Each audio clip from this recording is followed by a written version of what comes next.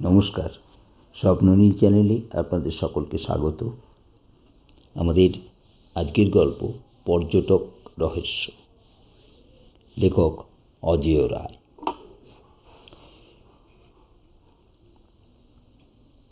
গ্রাম থেকে বেরিয়ে দীপক যখন বাস রাস্তায় এসে দাঁড়ালো, তখন শেষ বিকেল।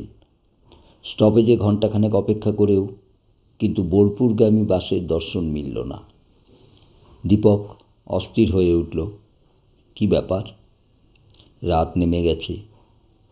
বোলপুর শহর অন্তত মাইল পাঁচেক পথ। একজন সাইকেল চালিয়ে এলো উল্টো দিক থেকে। এই গ্রামের আরেকটি লোকও অনেকক্ষণ অপেক্ষা করছিল বাস স্টপেজে। বোঝা যায় বোলপুরের দিকে যাবে। সাইকেল আরোহী গ্রামের লোকটিকে চেঁচিয়ে বলল, কি কর্তা, বাসের অপেক্ষায়? দেখুন কখন আসে। আসবে কিনা তার ঠিক কি? কেন, কি হয়েছে? গ্রামের লোকটি জিজ্ঞেস করে। সাইকেল চালক গতি কমিয়ে জবাব দেয়, খুব গণ্ডগোল। শুনলাম রাস্তা অবরোধ করেছে নানুরে, অ্যাক্সিডেন্ট করেছে বাস, ধাক্কা মেরেছে সাইকেলকে, বাস আটকে দিচ্ছে পাবলিক। বলতে বলতে সে এগিয়ে যায় স্টপেজ ছাড়িয়ে। ধরতেই কাজটা মাটি হলো। কাল যাব। বকবক করতে করতে গাঁয়ের লোকটি ফিরে গেল। রীতিমতো ভাবনায় পড়ল দীপক। সত্যি, আর বাস না এলে কি করবে? এই অচেনা গ্রামে সে কোথায় রাত কাটাবে? নিরুপায় হয়ে আশ্রয় চাইল।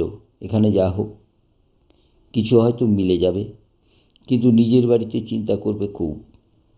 আজই ফিরে আসবে বলে এসেছে, তার চেয়ে বরং হেঁটেই যাওয়া যাক। বেশি রাত হবার আগেই পৌঁছে যাবে বোলপুর। লম্বা হাঁটা অভ্যেস আছে, তার সঙ্গে টর্চ নেই বটে, তবে পিচ রাস্তা। মেঘহীন আকাশে অজস্র তারা আর ফালি চাঁদের আবছা আলোয় চলতে অসুবিধা হওয়ার কথা নয়। বাসের প্রতীক্ষায় আর না থেকে দীপক বোলপুরের উদ্দেশ্যে পা চালালো। কিছুক্ষণ বাদেই দীপকের মনে হলো যে সে ভুল করছে। রাতটা ওই গ্রামে কাটিয়ে দিলেই ভালো হতো। চারপাশ কি ভীষণ নির্ঝুম, জনমানবহীন। পথের দুপাশে খোলা মাঠ, ধানক্ষেত, দুধারে অনেক গ্রাম আছে বটে, কিন্তু বসতিগুলি বেশিরভাগই বাস রাস্তা থেকে তফাতে। কিছু দূরের মাঠঘাট, গ্রাম সব রাতের আঁধারে মিলেমিশে একাকার হয়ে গেছে। পথের ধারে ঝাঁকড়া গাছগুলি যেন জমাট অন্ধকারের স্তূপ। কোথাও আলোর চিহ্ন নেই। নানান কীটপতঙ্গের বিদঘুটে আওয়াজে গা ছমছম করে। এই পথে ইদানিং প্রায়ই ছিনতাই ডাকাতি হচ্ছে। ঝোঁকের মাথায় হাঁটা দেওয়ার আগে মনে ছিল না দীপকের। এখন আফসোস হচ্ছে। সঙ্গে অবশ্যই টাকা কড়ি আছে সামান্যই, তবে হাতঘড়ি আর ক্যামেরাটা মোটামুটি দামি। ওই গ্রামে একটা প্রাচীন বিশাল জমিদার বাড়ি আছে। দীপক গিয়েছিল সেই বাড়ি আর তার পরিবারের ইতিহাস জানতে। ভগ্নপ্রায় অট্টালিকার বর্তমান বাসিন্দাদের ইন্টারভিউ নিতে, কিছু ফটো তুলতে ওই বাড়িটার। দীপকের চলার গতি কমে। রাস্তায় প্রচুর গর্ত, মেরামতি হয়নি বহুকাল। একবার হোঁচট খাবার পরেই সে সাবধান হয়ে যায়। এখন পা মচকালেই চিত্তির। খুঁড়িয়ে খুঁড়িয়ে বোলপুর অবধি পৌঁছনো অসম্ভব। মাইলখানেক পেরিয়েছে দীপক। এতক্ষণ রাস্তায় একটিও লোকের দেখা পায়নি। 3টে ট্রাক শুধু পেরিয়ে গেছে, একটা নানুরের দিকে আর দুটো উল্টো দিকে। তীব্র হেডলাইট জেলে গর্জন করতে করতে দৈত্যের মতন ছুটে গেছে পাশ দিয়ে। চলতে চলতে একবার পিছনে তাকিয়ে চমকে ওঠে দীপক। একজন হেঁটে আসছে হাত কড়ি 25 তফাতে। বেশ লম্বা, বড় বড় পা ফেলে এগোচ্ছে। হঠাৎ কখন দীপকের পিছু নিয়েছে খেয়াল হয়নি তো। একেবারে নিঃশব্দ চরণ যেন হাওয়ায় ভেসে আসছে। দীপক দ্রুত চিন্তা করে, লোকটার মতলব কি? বদলোক নাকি? তককে তককে আছে, হয়তো সুযোগ মতো ঝাঁপিয়ে পড়বে। কাছে অস্ত্র আছে নিশ্চয়ই। পেছন থেকে আচমকা আক্রমণ করলে আত্মরক্ষা করা কঠিন। লোকটাকে এগিয়ে যেতে দিই। রাস্তার কিনারে সরে গিয়ে অল্প ঝুঁকে পায়ে হাত রাখে। তার সারা শরীর টান টান, বেগতিক বুঝলেই পাল্টা আঘাত হানবে। পেছনের লোকটি হনহন করে এসে দীপকের কাছে থেমে যায়। মৃদু গলায় প্রশ্ন হয়, কি হলো? সেই আবছায় পিছনেওয়া লোকটিকে যতদূর সম্ভব খুঁটিয়ে পর্যবেক্ষণ করতে করতে দীপক জবাব দেয়, জুতোটায় লাগছে, বোধহয় কাঁকড় ঢুকেছে। লোকটি বলল, শক্ত চামড়ার জুতো বুঝি? বেশি হাঁটতে রবার সোল ক্যাম্বিসের জুতোই ভালো, এই আমার মতন। ওর কথা শুনে আর একটুক্ষণ দেখে নিয়ে লোকটি সম্বন্ধে দীপকের ধারণাটা কিন্তু পাল্টে যায়, ভয় কেটে যায়। একে মোটেই ছিনতাইবাজ বা দুষ্টু লোক বলে মনে হচ্ছে না, বরং তারই মতন এক ভদ্র যুবক, তারই বয়সী মনে হয়। পরনে ফুল প্যান্ট শার্ট, পিঠে ঝোলানো হ্যাবার স্যাক জাতীয় বড়সড় একটা ব্যাগ। কথার ভঙ্গি ও স্বর মার্জিত, যদ্দূর বোঝা গেল কাটা কাটা মুখ। খানিক ভরসা পেয়ে দীপক খাড়া হয়ে সহজ সুরে বলল, বোলপুরে যাব, বাসের অপেক্ষায় ছিলাম, আসছে না অনেকক্ষণ। পাবলিক নাকি বাস আটকাচ্ছে, তাই বাধ্য হয়ে হাঁটা দিয়েছি। আপনি কতদূর? আমিও বোলপুর, জানায় যুবকটি। আমার মতো বাস পাননি বুঝি? যুবকটি বলল, না, আমি গাড়ি চড়ি না, হেঁটেই ঘুরি। হ্যাঁ, হেঁটে?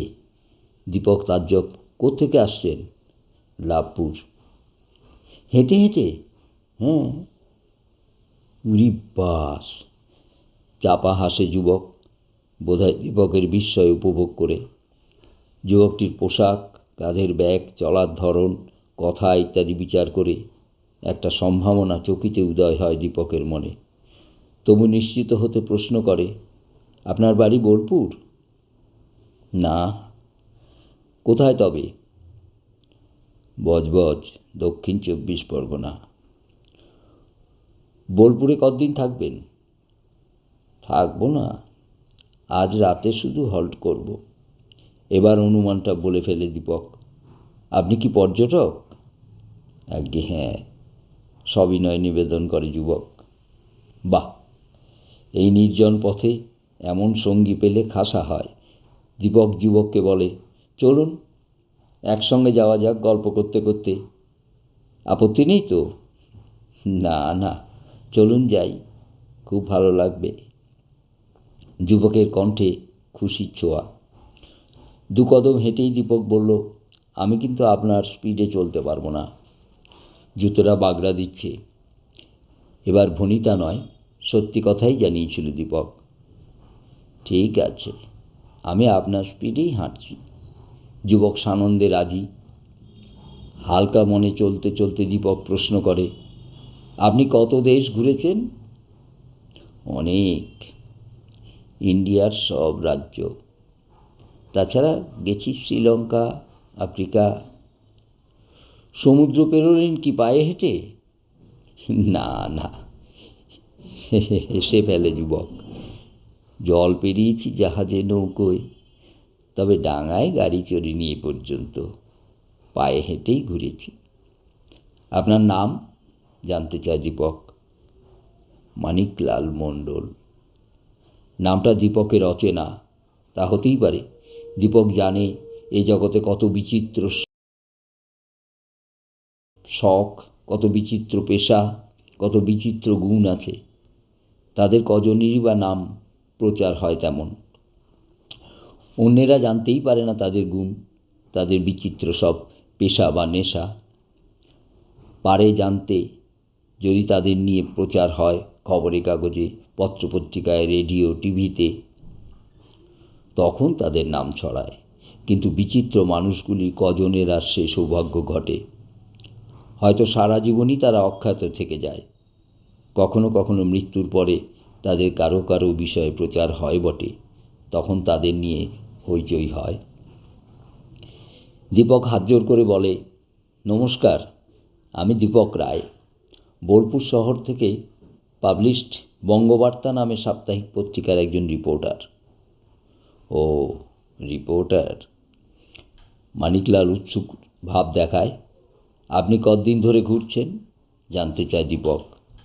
তা 6-7 বছর, বিয়ে পরীক্ষা দিয়ে একা একা পায়ে হেঁটে মাস 2 ঘুরতে বেরিয়েছিলাম, তখনই নেশাটা ধরে।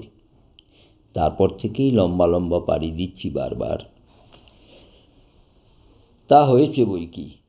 ঝট করে দীপকের মাথায় একটা আইডিয়া খেলে। পর্যটক মানিকলালের অভিজ্ঞতার ঝুলিটা যদি সত্যি সত্যি চমকপ্রদ হয়, তাহলে বঙ্গবার্তায় ছাপা যায় ধারাবাহিকভাবে। কিছুদিন ধরে বঙ্গবার্তার সম্পাদক দীপককে খোঁচাচ্ছেন নতুন ধরনের কোনো ইন্টারেস্টিং স্টোরির জন্যে। দেখা যাক। দীপক বলল, আপনার ইন্টারেস্টিং অভিজ্ঞতা শোনাবেন একটা? মানিকলাল একটুক্ষণ চুপ, বুঝি স্মৃতি আওড়ায়। তারপর শুরু করে। বছর 4 আগে গ্রীষ্মকাল, দুপুরবেলা মধ্যপ্রদেশে একটা জঙ্গলের ধার ঘেঁষে চলেছি। একেবারে নিরালা পথ। হঠাৎ যেন মাটি ফুঁড়ে উঠে 4টে লোক আমায় ঘিরে ধরল। বাপরে, কি চেহারা তাদের! ইয়া লম্বা চওড়া, ইয়া মোচ আর গালপাট্টা, বাবরি চুলের উপর কারো টুপি, কারো পাগড়ি, ফুল প্যান্ট শার্ট পরা দুজনের গায়ে শার্টের ওপর হাত কাটা জ্যাকেট, সবারই পায়ে বুট জুতো। সবচেয়ে পিলে চমকানো ব্যাপার হলো, প্রত্যেকের হাতে বন্দুক আর বুকে ঝুলছে কার্তুজের মালা। হিংস্র চোখগুলি যেন জ্বলছে। বুঝলাম যে ডাকাতের পাল্লায় পড়েছি। ওই বনে ডাকাতের আস্তানা আছে বলে শুনেছিলাম। তা আমার থেকে নেবার মতো কি আছে? পকেটে তো মাত্র গোটা 10 টাকা সম্বল। বেশি টাকা করি নিয়ে আমি ঘুরি না কখনো। যেখানে যাই নিজের পরিচয় দিয়ে আতিথ্য ভিক্ষা করি। আমার ভ্রমণের অভিজ্ঞতা শোনাই, তাতে খুশি হয়ে যেখানে যেমন খেতে দেয়, শুতে দেয়, মানে ফ্রিতে, তাতেই সন্তুষ্ট। কোথাও দারুণ খানাপিনা, বিছানা জোটে, কোথাও হরিমটর খেয়ে মেঝেতে গড়িয়ে পড়ি চাদর বা কম্বল মুড়ি দিয়ে। কোথাও লোকে 2-4 টাকা চাঁদা তুলে হাতে দেয় পথ খরচা হিসেবে।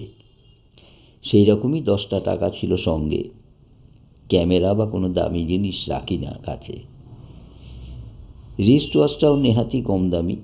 আর ওই ব্যাগে থাকে অতি সাধারণ গামছা, চাদর, কম্বল ইত্যাদি তুচ্ছ কটা জিনিস। এইসব নিলে ডাকাতদের খাটুনি পোষাবে না, আমারও তেমন গায়ে লাগবে না। তবে অন্য একটা কারণে ভয় পেলাম। এসব ডাকাত বড় নিষ্ঠুর। বেশি টাকা কুড়ি বা দামি জিনিস না মিললে সেই রাগেই আমায় না খুন করে। লোকগুলি ক্রুদ্ধ চাপা গলায় ক্রমাগত প্রশ্ন করছিল,